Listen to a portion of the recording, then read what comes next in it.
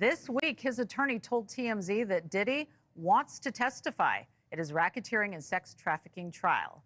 And I, for one, will circle that date whenever it is on my calendar. I bet you will, too.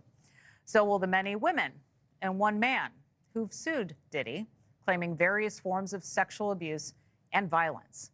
And Diddy might not know it yet, but he could have a lot more lawsuits headed his way, it's been rumored. A lawyer in Houston says he now represents more than 50 people who claim they were sexually assaulted by Combs and his associates. And he's planning a class action lawsuit. That's coming down.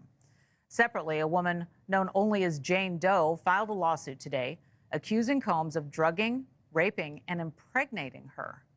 She claims that Diddy pushed her to have an abortion, but she suffered a miscarriage first. Another new accuser says that Diddy raped her in 2018 and not at one of his parties or even his own house. I'm joined now by that woman's attorney, Ariel Mitchell-Kidd, here in studio with us live tonight in New York. Thank you so much for being here. All right, so a lot to unpack there. We were talking before we got out here on set. Tell us a little bit about your client, of what you can.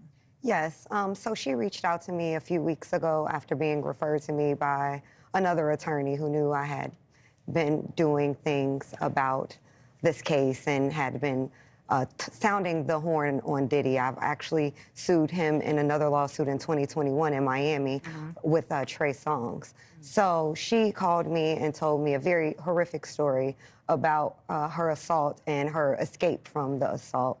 She told me that she was at a friend's house who had industry ties and was on the phone with Diddy, and he decided to come to the house. And when he came to the house, everything was fine, that there was another woman there who we've determined to be Christina Coram, KK, who Diddy talks about a lot as his right-hand woman, if you will, and that they were discussing sex trafficking her.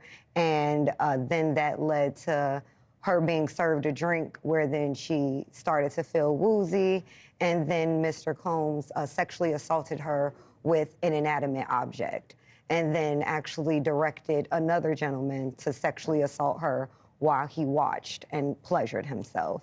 So she was able to escape eventually and ran out into the streets yelling and screaming, and a neighbor heard her because this happened in a quiet suburban neighborhood, if you will. So there's a witness? Yes, we have a witness. We also have a police report, and that was made in 2018, that she, when she initially filed the police report, she didn't name Diddy out of fear of retaliation, and more importantly, fear that no one would believe her. Right. So she then updated that report, and we've been working with law enforcement to have them actually look into that report. They didn't do too much then, but now they are looking more closely at it. All right, so let's slow that down just a minute. So when we talk about what happened in that house and she's running out to the street, I can see it as you're describing it so well. Did she call the police right away? You said that obviously that there is a police report, but is she calling 911? Is she going to the neighbor's house? Can you give us any more detail about what happened? Sure. What she did was, as she's running out the house yelling, a neighbor saw her and invited her into the home. Okay. And it's the neighbor who then called the police, and the police did come out at that time. They also stated that they heard cars screeching, and the neighbor went outside and saw a black SUV leaving the premises very quickly. And by the time the police arrived, of course, he was no longer there. Well, was the neighbor able to identify who it was? The neighbor wasn't, only that they saw the car leaving, and Okay. they'd only described the truck. They could not tell who was inside, but she told the neighbor at the time who it was and why they were leaving so abruptly. She must have been terrified.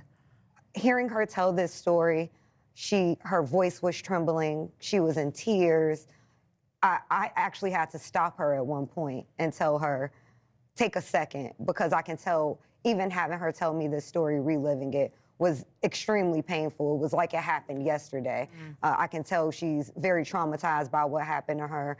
She really is looking to seek justice and looking to come out. She actually contacted me today and said that she saw something, I guess recently, that the Southern District Attorney came out and said that more victims should come forward and to contact their office, and that she saw that and wanted to make sure that she would be one of those voices who would be heard. Thanks for watching. Go to joinnn.com to find NewsNation on your screen. And don't forget to click the red subscribe button below to get more of NewsNation's fact-driven, unbiased coverage.